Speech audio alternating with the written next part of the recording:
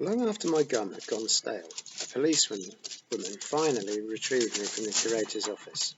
She asked me no questions. She just trundled me into a police car and took me home. Even then, I wasn't allowed to explain to Gran and Gramps. The policewoman just tossed me into my room, and I waited, and waited. I don't like waiting. I paced the floor.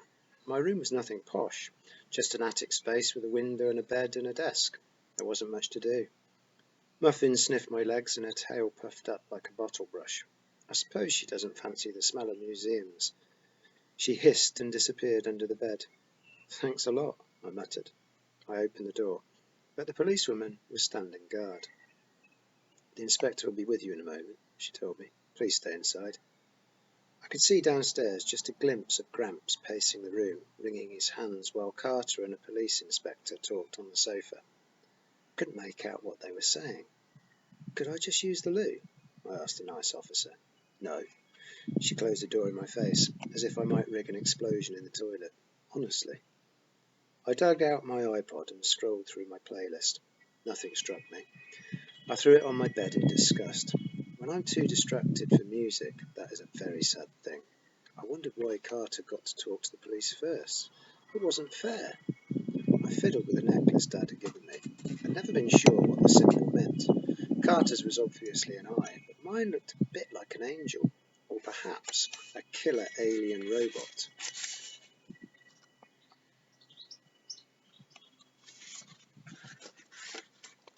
Why on earth had Dad asked if I still had it? Of course I still had it. It's the only gift he'd ever given me. Well, apart from Muffin. With the cat's attitude, I'm not sure I would call her a proper gift. Dad had practically abandoned me at age 6, after all. The necklace was my one link to him. On good days, I would stare at it and remember him fondly. On bad days, which were much more frequent, I would fling it across the room and stomp on it and curse him for not being around, which I found quite therapeutic. But in the end, I always put it back on. At any rate, during the weirdness at the museum, and I'm not making this up, the necklace got hotter. I nearly took it off, but I couldn't help wondering if it truly was protecting me somehow. I'll make things right, Dad had said, with that guilty look he often gives me.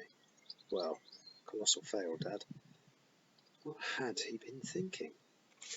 I wanted to believe it had all been a bad dream. The glowing hieroglyphs, the snake, the staff, the coffin, things like that simply don't happen. But I knew better. I couldn't dream anything as horrifying as that fiery man's face when he turned on us. Soon, boy, he told Carter, as if he intended to track us down. Just the idea made my hands tremble.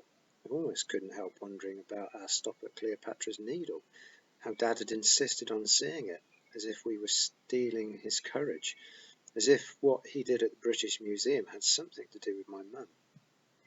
My eyes wandered across my room and fixed on my desk. No, I thought, I'm not going to do it. But I walked over and opened the drawer. I shoved aside a few old mags, my stash of sweets, a stack of maths homework I'd forgotten to hand in, and a few pictures of me and my mates, Liz and Emma, trying on ridiculous hats in Camden Market. And there, at the bottom of it all, was the picture of Mum. Gran and Gramps have loads of pictures. They keep a shrine to Ruby in the hall cupboard. Mum's childhood artwork, her O-level results, her graduation picture from university, her favourite jewellery. It's quite mental. I was determined not to be like them, living in the past. I barely remembered Mum after all, and nothing could change the fact she was dead. But I did keep the one picture. It was of Mum and me at our house in Los Angeles, just after I was born. She stood out on the balcony, the Pacific Ocean behind her, holding a wrinkled, pudgy lump of baby that would someday grow up to be yours truly. Baby me was not much to look at, but Mum was gorgeous, even in shorts and a tattered t-shirt. Her eyes were deep blue, her blonde hair was clipped back, her skin was perfect, quite depressing compared to mine. People always say I look like her, but I couldn't even get the spot off my chin, much less look so mature and beautiful.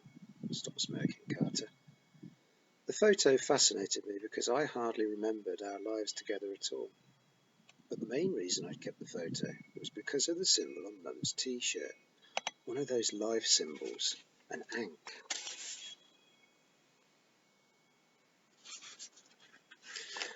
My dead mother wearing the symbol for life. Nothing could have been sadder. But she smiled at the camera as if she knew a secret, as if my dad and she were sharing a private joke. Something tugged at the back of my mind. A stocky man in a trench coat. He'd been arguing with Dad across the street. He'd said something about the per ankh. Had he meant ankh, as in the symbol for life? And, if so, what was a per? I supposed he didn't mean pear as in the fruit. I had an eerie feeling that if I saw the words per ankh written in hieroglyphs, I would know what they meant. I put down the picture of Mum. I picked up a pencil and turned over one of my old homework pages. I wondered what would happen if I tried to draw the words per ankh. Would the right design just occur to me? As I touched pencil to paper, my bedroom door opened. "Miss Kane?" I whirled and dropped the pencil. A police inspector stood frowning in my doorway. "What are you doing?"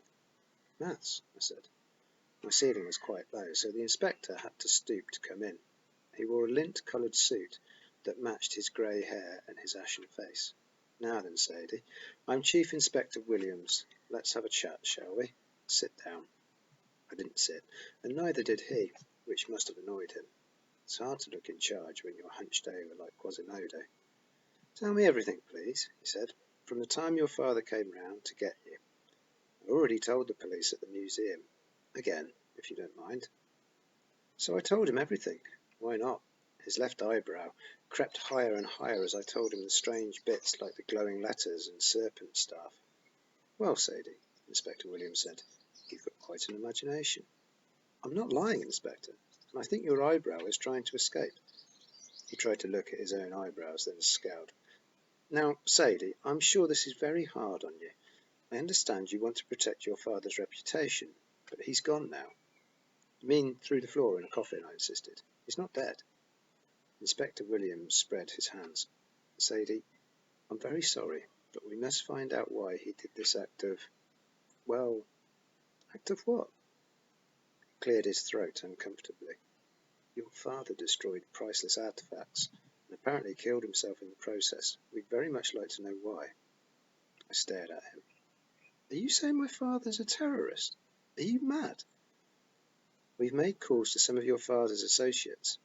I understand his behaviour had become erratic since your mother's death. He'd become withdrawn and obsessive in his studies, spending more and more time in Egypt. He's an Egyptologist. You should be looking for him, not asking stupid questions." "Sadie," he said, and I could hear in his voice that he was resisting the urge to strangle me. Strangely, I get this a lot from adults. There are extremist groups in Egypt that object to Egyptian artifacts being kept in other countries' museums. These people might have approached your father. Perhaps in his state your father became an easy target for them. If you've heard him mention any names—" I stormed past him to the window. I was so angry. I could hardly think. I refused to believe Dad was dead. No. And a terrorist? Please. Why did adults have to be so thick? They always say tell the truth, and when you do, they don't believe you. What's the point? I stared down at the dark street. Suddenly, that cold, tingly feeling got worse than ever. I focused on the dead tree where I'd met Dad earlier. Standing there now, in the dim light of a street lamp, looking up at me, was the pudgy bloke in the black trench coat and the round glasses and the fedora, the man Dad had called Amos. I suppose I should have felt threatened by an old man staring up at me in the dark of night, but his expression was full of concern, and he looked so familiar. It was driving me mad that I couldn't remember why. Behind me, the inspector cleared his throat. "Sadie, no one blames you for the attack on the museum. We understand you were dragged into this against your will." I turned from the window. "Against my will? I chained the curator in his office." The inspector's eyebrow started to creep up again. "Be that as it may, surely you didn't understand what your father meant to do. Possibly your brother was involved." I snorted. "Carter, please." "So you are determined to protect him as well. You consider him a proper brother, do you?" I couldn't believe it. I wanted to smack his face. "What's that supposed to mean? Because he doesn't look like me?" The inspector blinked. "I only meant—" "I know what you meant. Of course he's my brother." Inspector Williams held up his hands apologetically, but I was still seething. As much as Carter annoyed me, I hated it when people assumed we weren't related, or looked at my father askance when he said the three of us were family, like we'd done something wrong. Stupid Dr. Martin at the museum, Inspector Williams. It happened every time Dad and Carter and I were together. Every single time. I'm sorry, Sadie, the inspector said. I only want to make sure we separate the innocent from the guilty. It would go much easier for everyone if you would cooperate. Any information, anything your father said, people he might have mentioned. Amos, I blurted out, just to see his reaction. He met a man named Amos. Inspector Williams sighed. Sadie, he couldn't have done. Surely you know that. We spoke with Amos not 1 hour ago, on the phone from his home in New York. He isn't in New York, I insisted. He's right. I glanced out of the window, and Amos was gone. Typical. That's not possible, I said. Exactly, the inspector said. But he was here, I exclaimed. Who is he? One of Dad's colleagues? How did you know to call him? Really, Sadie, this acting must stop. Acting? The inspector studied me for a moment, then set his jaw, as if he'd made a decision. We've already had the truth from Carter. I didn't want to upset you, but he told us everything. He understands there's no point protecting your father now. Might as well help us, and there will be no charges against you. You shouldn't lie to children, I yelled, hoping my voice carried all the way downstairs. Carter would never say a word against Dad, and neither will I. The inspector didn't even have the decency to look embarrassed. He crossed his arms. I'm sorry you feel that way, Sadie. I'm afraid it's time we went downstairs to discuss consequences with your grandparents. 4. Kidnapped by a not-so-stranger. I just love family meetings. Very cosy, with the Christmas garlands around the fireplace and a nice pot of tea and a detective from Scotland Yard ready to arrest you. Carter slumped on the sofa, cradling Dad's work bag. I wondered why the police had let him keep it. It should have been evidence or something, but the inspector didn't seem to notice it at all. Carter looked awful. I mean, even worse than usual. Honestly, the boy had never been in a proper school, and he dressed like a junior professor, with his khaki trousers and a button-down shirt and loafers. He's not bad-looking, I suppose. He's reasonably tall and fit, and his hair isn't hopeless. He's got Dad's eyes, and my mates Liz and Emma have even told me from his picture that he's hot, which I must take with a grain of salt because A, he's my brother, and B, my mates are a bit crazed. When it came to clothes, Carter wouldn't have known hot if it bit him on the bum. Oh, don't look at me like that, Carter. You know it's true. At any rate, I shouldn't have been too hard on him. He was taking Dad's disappearance even worse than I was. Gran and Gramps sat on either side of him, looking quite nervous. A pot of tea and a plate of biscuits sat on the table, but no one was having any. Chief Inspector Williams ordered me into the only free chair. Then he paced in front of the fireplace importantly.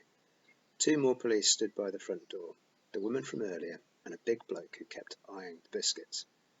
Mr. and Mrs. Faust, Inspector Williams said, I'm afraid we have 2 uncooperative children. Gran fidgeted with the trim of her dress. It's hard to believe she's related to Mum. Gran is frail and colourless, like a stick person really, while Mum in the photos always looks so happy and full of life.